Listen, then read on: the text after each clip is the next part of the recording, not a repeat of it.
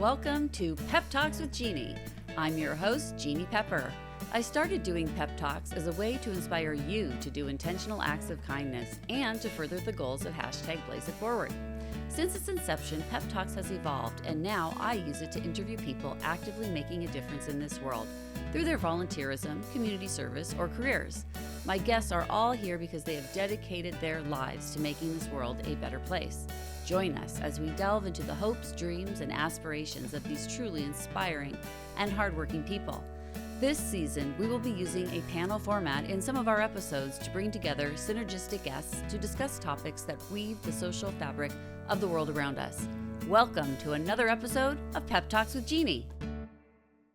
I'd like to welcome Bill Weinberg, my attorney, a criminal defense attorney in Irvine, and a very good friend, not just a good friend, like maybe my best friend the last 6 years. Oh, thank you very much. I mean, no one has done for me and for my family what you've done in terms of helping us get through the criminal process in our as victims of a crime when we lost our son. So we had the trial this past summer, as everyone is aware, probably listening to this. Sure.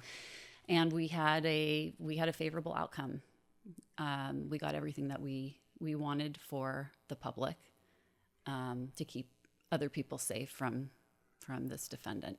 Yeah, definitely. So that was really what mattered to us, and that there was justice, that there was actual justice and not a travesty. So we were careful.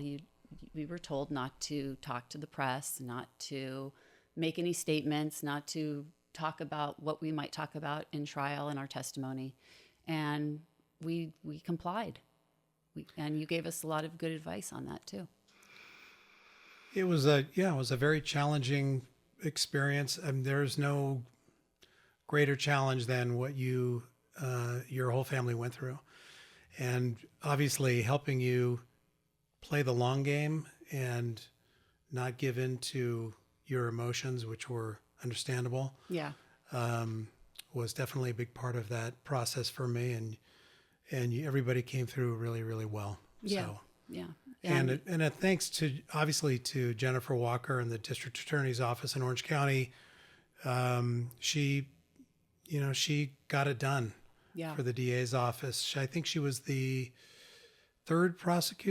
second or third prosecutor on the case, and she was determined to finish the case, and she did. Yeah, not to belabor it, because we will be doing a panel with Gideon Bernstein. Yes. And we'll get more into that. Sure. But I'd like to use this time to talk about you and what makes you the superstar that you are. Well, I hope we can edit out superstar at the end. Tell me what, you know that I practice law, criminal defense in Irvine, California. Yes, and we want to know more about you. Where did you come from? What made you who you are today? Orange County native. I'm the youngest of 5 children in my family. I'm the 7th of 7 lawyers in my family. All 5 siblings and both of my parents were or are still in the law. And my family is truly an inspiration to me. I hope we are to one another. We're a very close family, very tight-knit family.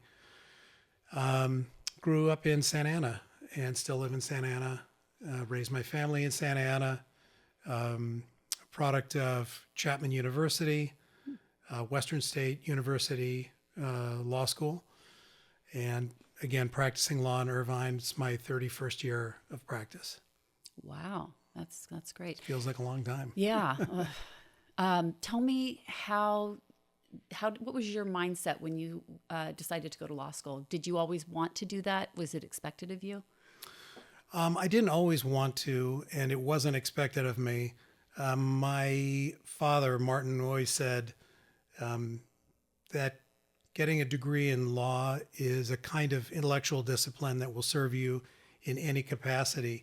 He practiced law actively for 25 years or so, and then moved into real estate. And when I expressed some interest in real estate, he said, you'll find the most interesting, intellectually challenging, and unique people in law, and more so than any other area of the world. Law school is the kind of thing that trains you to think for yourself, trains you to think critically, and gives you a methodology for thinking critically. And it doesn't really matter in what context that you are applying those skills, they serve you for the rest of your life. And he said, once you become a lawyer, you're a lawyer for life. Nobody can take it away from you. Yes, I would say that everything your dad said is my takeaway as a lawyer, right? As an inactive attorney. I have not practiced since I had my second child, so that I have probably practiced. There are more years that I haven't practiced law than you have practiced. So but your critical thinking skills did not go anywhere; they stayed with you. Yes, and I used my law degree for many things over the years to benefit my family. Right. So I would say that it is a valuable thing to have, and I wouldn't discourage anybody from going because, as I was told by every other person I met, how miserable attorneys are, how miserable the career is, how it's very dissatisfying, and just like everything else in life, it's what you make it. Right.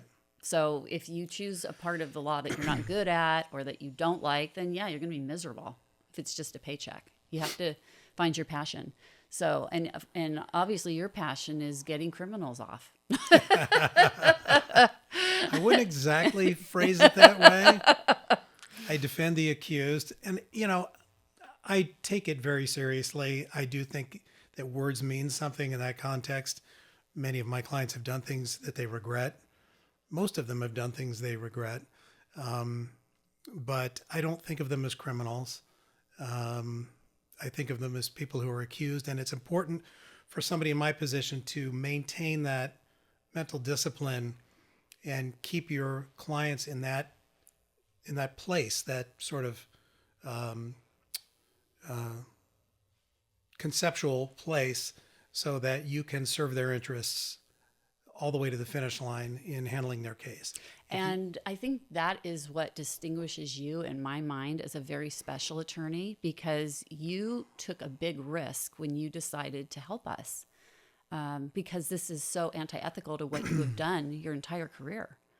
Some lawyers, I would say it's an extreme minority, do both victim advocacy work as well as criminal defense. I am not personally comfortable with that. Except in very narrow circumstances. This was obviously a very unusual and unique circumstances. You and Gideon and your kids are such good friends, such wonderful people, such community leaders, and it just felt like the right thing to do, to be part of helping guide you through the process and kind of be your rabbi through the process.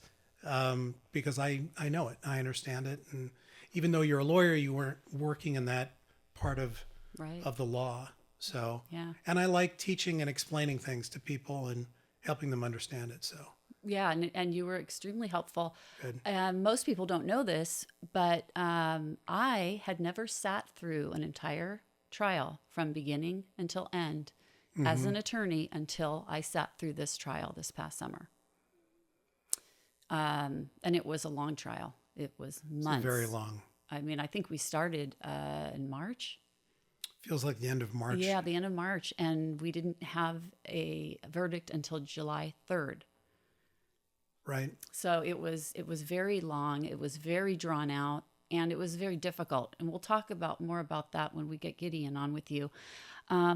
You've had some significant challenges since we began the process with you. Your partner and your best friend, and also a friend of mine, passed. Jeremy Goldman. Right. He's a great man, a great leader, well loved in our community. Yes. And not just our community. He had a baseball field named after him in Irvine. That says a lot about Jeremy.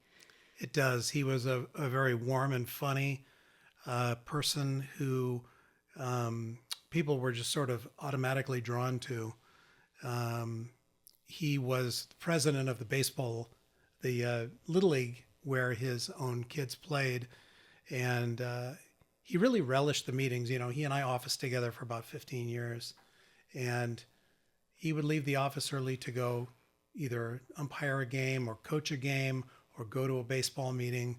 And he never had any regrets about it and no resistance towards it. He enjoyed it. He loved being part of that. And I think his affection for it, his affection for being a lawyer was infectious. People liked being around him because he liked being around them. He was a very popular guy. And when you were around him, you just had a better time. Yeah. You know, I miss him a lot. You shared an office space with him? Mm-hmm. Yes. Yeah. How long did it take you to get everything straightened out after this? It was probably, I don't know, maybe a year or two. Yeah. It was because his passing was such a shock. It was sudden and so shocking to everybody. I think all of us who knew and loved him were in a state of disbelief. Oh, he was very young. He was 51. Yeah.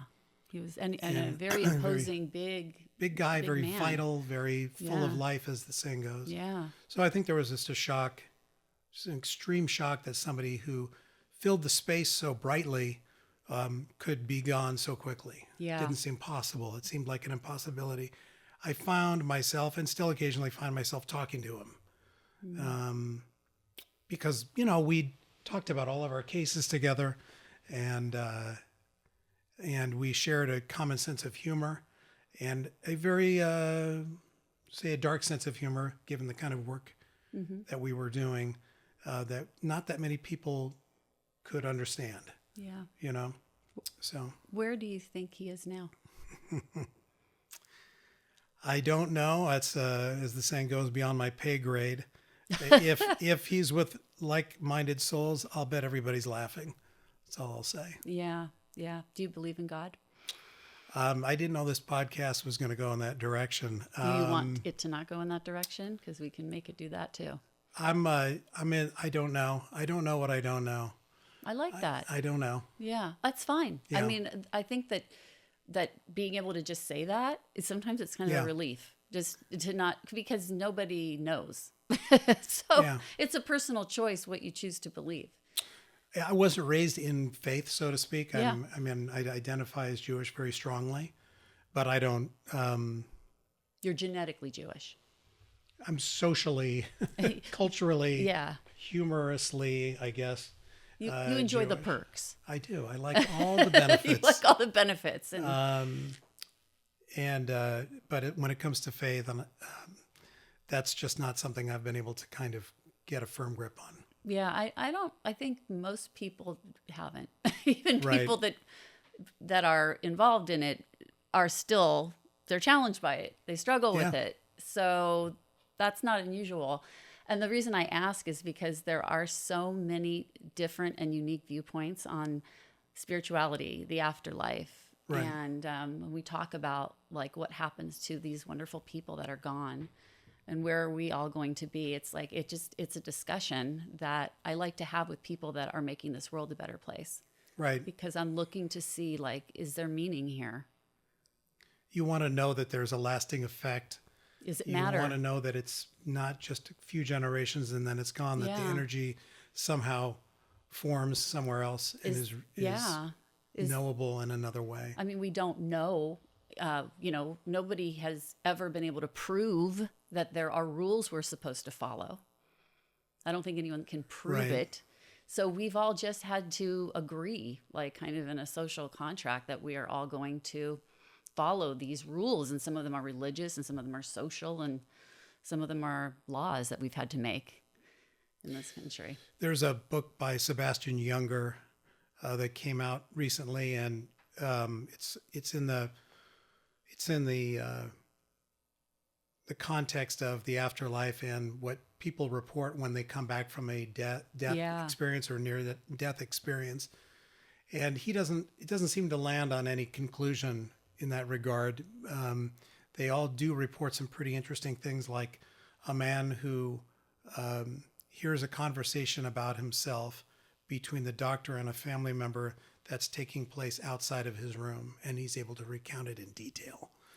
Or having a doctor visit him who had a stain on his shirt but had buttoned his medical coat because it was very obvious, but that the patient was able to see it somehow and acknowledge it to the doctor once he recovered. So these stories left an impression on you. Well, it's one of those things that gets you to thinking, but again, you kind of come to a cul-de-sac where you say, I don't know what to do with this. It's not provable or verifiable, but there's so much we don't know about where or what happens to our energy after we die.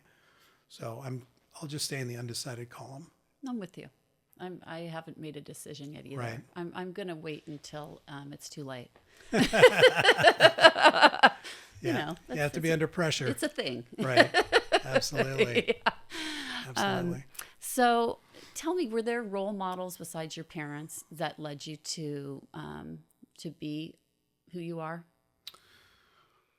Well, I mean, if you're talking, professionally, I probably had a few law professors who I admired very much, the way they thought, how original their thinking was. A gentleman by the name of Ron Talmo, who taught my constitutional law and advanced constitutional law class at Western State and is a constitutional law lawyer here in Orange County. He's represented the kind of defendants that you would expect somebody who's a con law professor to represent: strip clubs, strippers, Strip clubs, really? Yep, So and freedom of strippers. expression. Yes, First Amendment very much. rights. Abortion clinics, Okay. things like that. I respect the heck out of him. I think he's just a great guy, and just like I said, an extremely original thinker. One of our assignments in advanced con law was to write a paper, obviously legally supported paper with citations on why the streets in Santa Ana aren't paved as well as the streets in Newport Beach. Oh, I've been asking that question for Sure, years. but in the context of, the context of the law and how funds are dispersed, and just to dig down below the surface and find out, why do some people get the protection of the taxpayers and some don't? I would love to know the answer to that question, honestly, because I'll dig it out of the archives. I mean, yeah, there aren't that many places in Orange County where you have that thought process. Like, why is this place filthy and everywhere else is beautiful and clean? Because actually, I spent 3 months of my life in Santa Ana this year. I practically lived there, except when I wasn't sleeping, and I found it to be very clean, and it's gentrifying. It is absolutely coming up. At least the area near the courthouse now. You would think the county seat would be at the apex of it, and yet it struggled and gone through cycles year after year after year. When my father grew up in Santa Ana in the 1920s, of course, it was rural. Wow, that's must be an interesting story right there. I mean, he practiced law in the old law building in Santa Ana, the red brick building. Yeah, where they do weddings now. Yes, exactly. Yes. He practiced law in that building. It was a leafy. It wasn't a suburb. It was just almost an outpost. There was no freeway. It was a 2-lane country road that came down through orchards to Santa Ana. I mean, but I don't want to digress too much. It was pristine and clean and well organized at that time. So the idea that we would consider things that were sort of just outside of our normal vision is what made me respect Ron Talmo so much as an inspiration to my own thinking. And it's interesting too, because it's an injustice. It is. Sure. And I don't know about you, but part of the reason I wanted to go to law school is because I have never been able to tolerate injustice. Like, it really bothers me. Even as a very young person, I couldn't stand seeing racism. I couldn't understand it at all. And I always have hated, and it just it makes me cringe when I see people treated unfairly. I was interviewed for a job at the public defender's office, and the assistant public defender interviewed me, and she said, why would you want to leave a civil practice and come work here? And I said, there's nothing realer than criminal law as a lawyer. You were dealing with real facts and real people on a day-to-day basis. The law is an abstraction. The constitutional law is abstraction. You know this as a lawyer. But its application does not get any more real than when somebody's standing next to you and you're arguing for them. And as somebody who's from what I would call, and what you would probably consider, an invisible minority as a Jew, I got things said to me. I was in a couple of fights over my childhood about being Jewish. Nothing major, but still something where you had to stand up for yourself.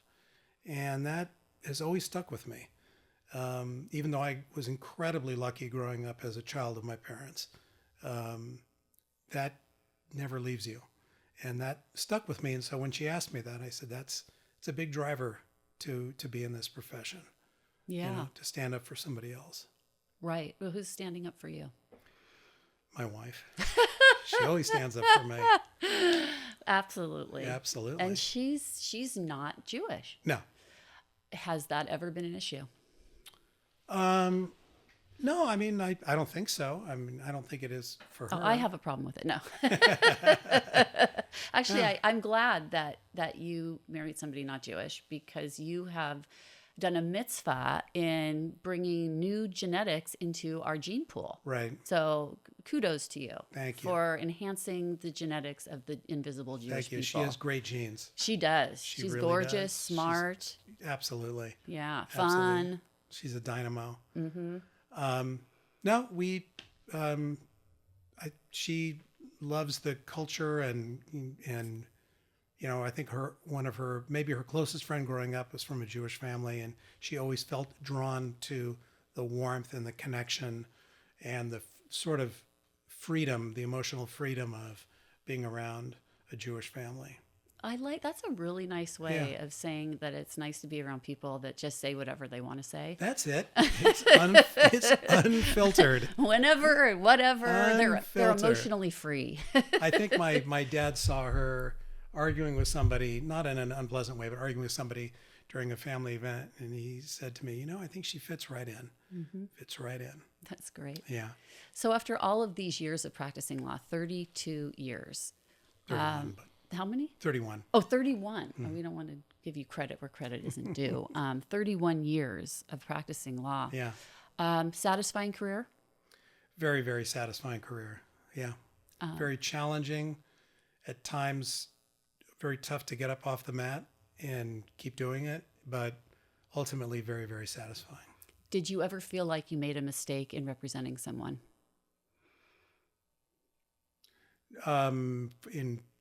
In terms of they were guilty and you didn't, and I absolutely could not care less whether my clients are guilty or not in the context of my role. Right.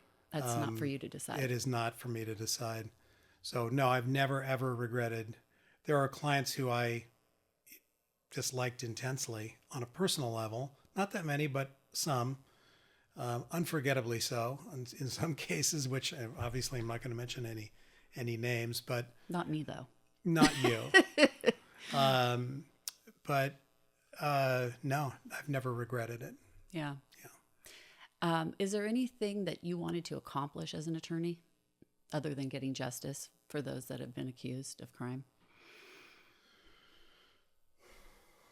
I think I've just done what I wanted to do in the profession, Yeah. and I'm always surprised. I think one of the hidden benefits, the thing I didn't anticipate, is how every Monday when I got up, whatever I expected to happen that day or that week was cast aside, and something new and totally crazy took its place. Yeah. And I'm excited about that. And I love saying to whoever, my secretary or my wife or a colleague, I'll say, you can't make this stuff up. You just can't make it up. No, you can't. And that's a big part of the enjoyment for me. It's just the unpredictability, Yep. the strangeness of life. Thinking on your feet, dealing with new sudden Yeah. facts, even sometimes while you're on the record talking to a judge and a new set of facts come up and you have to incorporate them into your thinking on the spot Yeah. and figure out what to do with them. Yeah. How did your first trial go, and when did it go? My first jury trial was a hit and run. And it went about as expected. There were multiple witnesses, and the person was, it was a misdemeanor hit and run. They hit a car and decided that they didn't want to stick around for it. And they were caught and confessed. But when it came time to say guilty, they just couldn't say the words. So we had 12 people come in and help them. And, well, you got paid. Right. I was a public defender at the time, so I think it was the same paycheck. Either way, you got paid. So you know what? You can do whatever you want after you hit and run. You can confess, and then you can have a trial on the issue. That's right. And who knows? Maybe you'll get off on a technicality. Who knows what could happen? It's like playing the lottery when you go into a courtroom. It really is, and I know you and Gideon and your kids experienced that over a very, very long period of time of constantly wondering why things were not going a certain way, the way they should have gone, the way you expected them to go. So, well, one thing I've learned from being a lawyer is that if there is any way to do something, every lawyer will find a different way to do it and argue that their way is the best. So I was not surprised by anything that happened except the length of time that we had between hearings. Yeah. And the number of public defenders that cycled through this case was, it said a lot. It said a lot about who gets the cases that aren't fun. They are. And are hard. And how they handle it. Mm-hmm. Yeah. As you know, I'm friends with the defense attorney, which made this a peculiarly challenging experience as Marcy's law counsel. Yeah. And not your Marcy. Not my Marcy. A different Marcy's law. Marcy, Marsy. Yes. Which actually came out of Orange County. Yes, that's right. Interestingly enough. It was difficult for everybody in the process, I think, because we all know one another. I know the judge very well, the DA, very friendly with the DA, friendly with the defense attorney, and explaining that to you was at times very easy, and at times when your emotions were running at a high, that wasn't something you wanted to see, and it wasn't something maybe that Gideon wanted to see, but it was a uniquely challenging experience to help navigate that process. Yeah, because I knew what they were dealing with on their individual, fronts as the process was going forward. And I think for me as an attorney, not having practiced criminal law, I felt that I was really disappointed with the way that the slow process of it all, and the delays, and I felt like I'm a taxpayer, and this is the only thing I'm asking from my government, my local government, is give us justice. And it was just a very slow, tedious, painful process for us, for our family. Terrible. And I cannot imagine what other people have gone through that don't have Bill Weinberg holding their hand and putting masking tape or worse over their mouth to keep them from losing it in public. But yeah, I am grateful that we had such an incredible jury and prosecutor. I'm thrilled, and a wonderful public defender. So kind and so easy to get along with. I'm going to say this, for the record. I have no idea if he will ever hear this, but he did everything in his power to get this case to trial. He made a promise to me personally as my friend. He said, I understand what the family is going through as well as I can, and my goal is to get this trial done and over with so that everybody can move on with their lives. And he did everything he could to get it done as quickly as he could. Well, thank you for pulling a favor with him. I really appreciate it. We had to talk differently to one another and we haven't spoken since the verdict. And it's not out of hostility. It's just, I think everybody has to go off to their corner and reflect. Yeah. And going to trial on a criminal case as a defense attorney, as a DA too, but as a defense attorney, when you have really incredibly bad facts like this case, you have to work yourself up to such a fever pitch to get yourself to focus and distill all the facts that you think are going to present the best defense. It doesn't matter whether anybody else agrees with you. You have to get into a state of mind, into a bubble, so that you can get through the process and get the jury to hear what you need them to hear and exclude everything else out of your life. You can't do anything else, especially at the level of that trial. You can't do anything else. It's just all consuming. And he had a client with obvious limitations. Yes. Right? Yeah. So, clearly. Anyway. Yeah. Well, it's been a lot of fun. Thank you. Having Bill on my show. Thank you. And I know it will probably happen again someday. I hope so. I hope so too. I hope it's not because I'm, one of your real clients, but real clients. But right. Yeah. But the takeaway is that Bill is a great guy. Very much appreciate your friendship, your professionalism, and your ability to stop a moving train. Thank you. Yeah. Thank you very much. So we're going to end it today with Bill, and we're going to start our panel.